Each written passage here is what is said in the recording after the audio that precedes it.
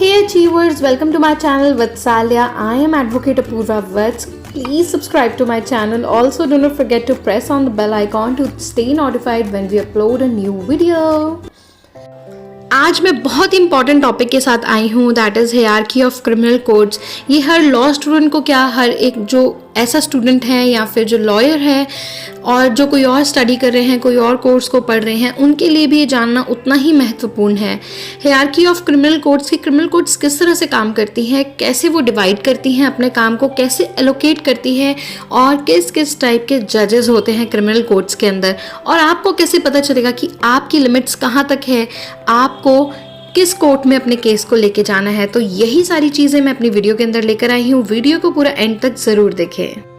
तो आइए अब स्टार्ट करते हैं हम हमारा बहुत ही मेन और बहुत ही important topic, hierarchy of criminal codes. Criminal codes में कैसे केसेस चलते हैं, कैसे आप डेफिनाइट करेंगे कि केसेस कौन से कोर्ट में जाएंगे और कौन से कोर्ट उसको डील करेंगे, कहाँ उसकी ज्यूरिसडिक्शन बनती है। तो एक केस को डालने से पहले आपको ये सारी चीज़ें बहुत ही ज़्यादा ध्यान में रखनी होती है।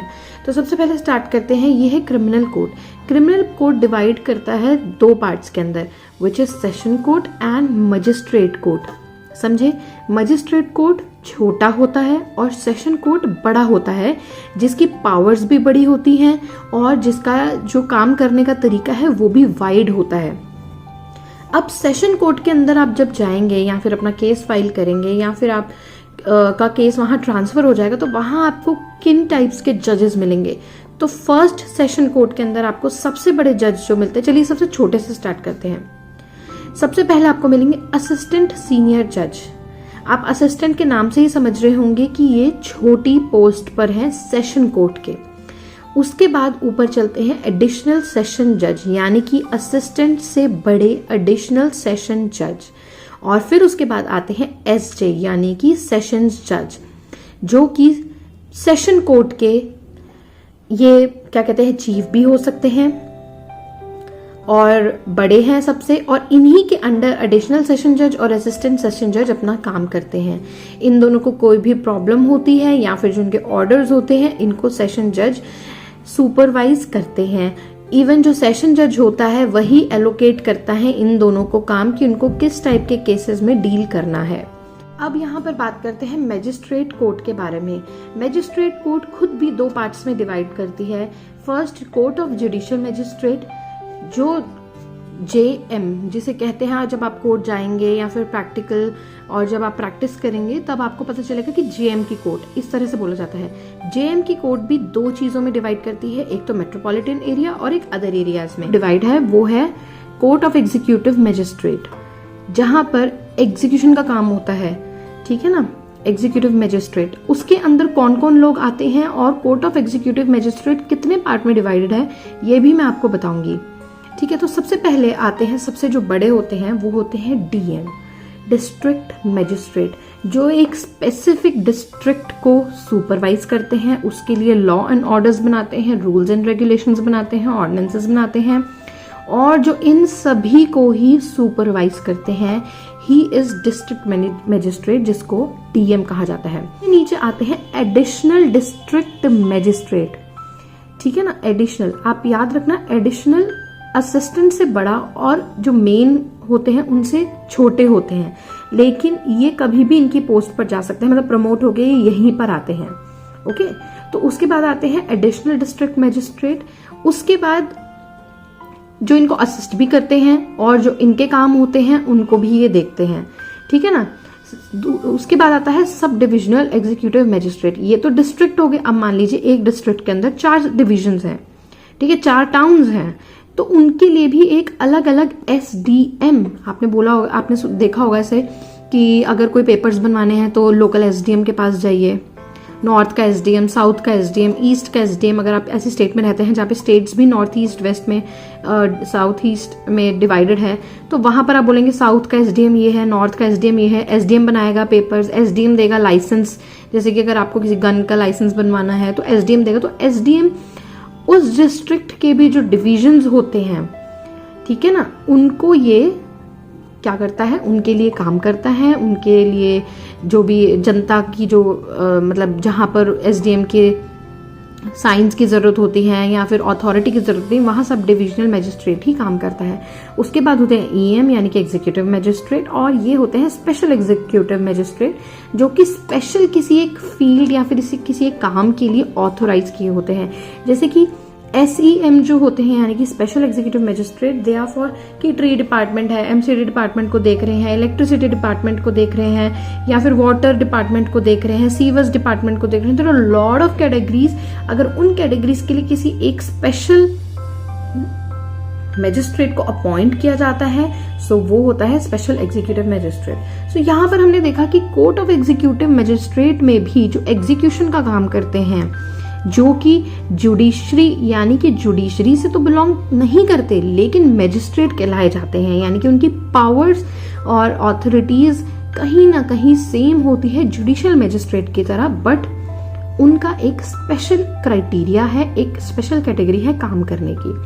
अब हम बैक टू द कोर्ट आते हैं जहां पर कोर्ट ऑफ जुडिशियल मैजिस्ट्रेट है। तो ये जो कोर्ट ऑफ जुडिशियल मैजिस्ट्रेट है दो पार्ट्स में डिवाइडेड है, metropolitan area and other areas. Now what is metropolitan area? Metropolitan area वो होता है जिसकी पॉपुलेशन काफी ज्यादा हो जाती है, जैसे कि दिल्ली, मुंबई, कैलकाटा, ये सारे मेट्रोपॉलिटन एरिया कहलाते हैं। जहां पे पॉपुलेशन 1 मिलियन से ज्यादा हो जाती है वो मेट्रोपॉलिटन एरिया बन जाता है। एंड अदर एरियाज वो होते हैं जिनकी पॉपुलेशन मेट्रोपॉलिटन एरिया से कम होती है, जैसे कि हरियाणा, पंजाब, केरला, राजस्थान, ये सारी जगहें अदर एरियाज में आती हैं। और जो ऐसी सिटीज होती हैं जहां पे दुनिया भर की पॉपुलेशन होती है, सारी कंट्री से लोग आते हैं, that is called metropolitan area. अब जिस तरह से एरियाज है उस हिसाब से पुराने चलते आ रहे हैं नाम की किस तरह से हम जजेस को बोलेंगे, किस तरह से जजेस का हम ध्यान रखेंगे कि ये कौन सा जज है, इस जज के ये क्या काम होते हैं। ओके, तो इसी तरह से सबकी पावर्स एक जैसी है, सबकी कुर्सियां एक जैसी हैं, सबकी अथॉरिटीज एक जैसी हैं, लेकिन सिर्फ उनको नाम अलग अलग हैं। ठीक है ना? तो यहाँ पर देखते हैं, सबसे पहले आते हैं चीफ मेट्रोपॉलिटन मैजिस्ट्रेट। अगर आप दिल्ली की कोर्ट्स में जाएंगे तो आप वहां पे कभी देखेंगे CMM की कोर्ट्स होती हैं, यानी कि सभी जजेस के जो चीफ होते हैं, जैसे क्लास में सारे स्टूडेंट्स के मॉनिटर होते थे, चीफ होते थे, जो मॉनिटर है डिसाइड करेगा, या फिर एक विंग की टीचर होती थी, जूनियर विंग की और सीनियर विंग की टीचर होती थी, जो सारी टीचर्स को बताएंगे भाई आप ये काम करो, आप वो काम करो, जो ड्यूटीज एलोकेट करती है, केसेस इनको देते हैं और इन सभी के ऊपर सुपरविजन रखते हैं। तो उन्हें बोलेंगे हम चीफ मेट्रोपॉलिटन मैजिस्ट्रेट। इनके पास पावर्स भी इन तीनों से काफी ज्यादा होती हैं। उनसे नीचे जो आते हैं who is additional chief metropolitan magistrate, that is ACMM। ठीक है, उसके बाद आते हैं MM मेट्रोपॉलिटन मैजिस्ट्रेट, जो कि आप कोर्ट में जाएंगे तो आपको लगभग बहुत सारी MM की कोर्ट्स दिखेंगी, काफी सारी। इनकी कोर्ट्स आपको 1, 2 या 4 दिखेंगी, और MM की कोर्ट्स आपको दिल्ली कोर्ट में बहुत सारी दिखेंगी। ये कोई भी नाम लिखा होगा XYZ MM आगे MM, तो वो मेट्रोपॉलिटन मैजिस्ट्रेट है। और अगेन आता है special metropolitan magistrate, that means कि किसी स्पेशल केसेस के लिए या फिर स्पेशल सेक्टर ऑफ केसेस के लिए इनको अपॉइंट किया गया है। फॉर एग्जाम्पल महिला कोर्ट्स होती हैं, महिला कोर्ट के लिए स्पेसिफिकली लेडीज जजेस को वहां अपॉइंट किया जाता है ताकि वो केसेस को अच्छे से समझ पाए, बेहतर तरीके से महिलाओं के लिए ही कुछ अपलिफ्टमेंट या फिर वेलफेयर कर पाए। तो जैसे कि महिला कोर्ट हो गई थोड़ी स्पेशल कोर्ट, उसके लिए अपॉइंट होंगे स्पेशल मेट्रोपॉलिटन मैजिस्ट्रेट। सो ठीक है, अब यही चारों अदर एरियाज में इनको क्या बुलाएंगे? सेम है, इनकी कुर्सियां सब सेम है, लेकिन इनको बुलाएंगे अलग तरीके से। सबसे पहले आएगा, यहाँ MM था, MM क्यों था? मेट्रोपॉलिटन एरिया की वजह से। अब यहाँ पर आएगा JM चीफ जुडिशियल मैजिस्ट्रेट, जो हमने ऊपर पढ़ा था ना, ये रहा, उसी तरीके से भी आएगा। सो चीफ जुडिशियल मैजिस्ट्रेट, फिर वही आएगा एडिशनल चीफ जुडिशियल मैजिस्ट्रेट। अब हरियाणा या आप ऐसी सिटीज में देखेंगे तो यहाँ पर ना क्या होता है, जब आप जज के लिए मतलब जज एक अपॉइंट होते हैं तो वो पहले सेकंड क्लास जज में अपॉइंट होते हैं, फिर उनकी प्रमोशन होती है फर्स्ट क्लास में, फिर होती है एडिशनल में, और फिर होती है चीफ में। तो इट्स अ लॉन्ग प्रोसेस। तो आप जब मैं आपको अपनी नेक्स्ट वीडियोस में बताऊंगी इन सारी जजेस की क्या क्या पावर होती है और कैसे कैसे ये लोग वर्क करते हैं। MM है ना, जो हमारे मेट्रोपॉलिटन सिटीज में MM होते हैं, इन्हीं को इन्होंने 2 पार्ट्स में डिवाइड किया हुआ है, that is first class judicial magistrate and second class judicial magistrate. First class की पावर्स वाइड होती हैं सेकंड क्लास के मुकाबले। तो सेकंड क्लास थोड़ा छोटा होता है, जैसे कि इनको फाइन देने की सिर्फ 5000 की परमिशन होती है और काफ़ी सारी चीज़ें जो आपको नेक्स्ट अपनी वीडियो में बताऊंगी। उसके बाद आते हैं सब डिविजनल जुडिशियल मैजिस्ट्रेट, जो वही SDM जो मैंने आपको ऊपर बताया था, ठीक है ना। उसके बाद होते हैं स्पेशल जुडिशियल मैजिस्ट्रेट, जो कि स्पेशली किसी कैटेगरी या फिर किसी स्पेशल सेक्टर के लिए अपॉइंट किए गए होते हैं। सो यहाँ पर दोस्तों आज हमने देखा है हायरार्की ऑफ क्रिमिनल कोर्ट्स, जिसमें मैंने आपको बहुत ही अच्छे से समझाने की कोशिश करी है कि कहाँ कहाँ कौन कौन से मैजिस्ट्रेट या फिर जजेस होते हैं और वो कैसे कैसे अपना काम करते हैं, कौन किसके अंडर होता है, कौन चीफ होता है, कौन प्रिंसिपल होता है। सो मैंने आपको ये कुछ बताने की कोशिश की है और आशा करती हूँ दोस्तों आपको ये मेरी वीडियो पसंद आई होगी। और अगर आपको ये यूजफुल लगी है तो प्लीज़ दोस्तों अपने फ्रेंड्स के साथ इसे शेयर करें, ताकि वो भी इस कॉन्सेप्ट को अच्छे से समझें।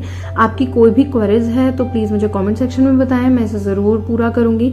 और आगे आने वाली नेक्स्ट वीडियो में भी मैं आपको जजेस के बारे में सारी पावर्स और क्या उनके अथॉरिटीज़ होती हैं, सब कुछ मैं आपको आने वाली वीडियोस में बताऊंगी। उसके लिए आपको मेरे चैनल को सब्सक्राइब करना होगा। मेरे चैनल को सब्सक्राइब करना बिल्कुल फ्री है, वत्साल्या नाम है।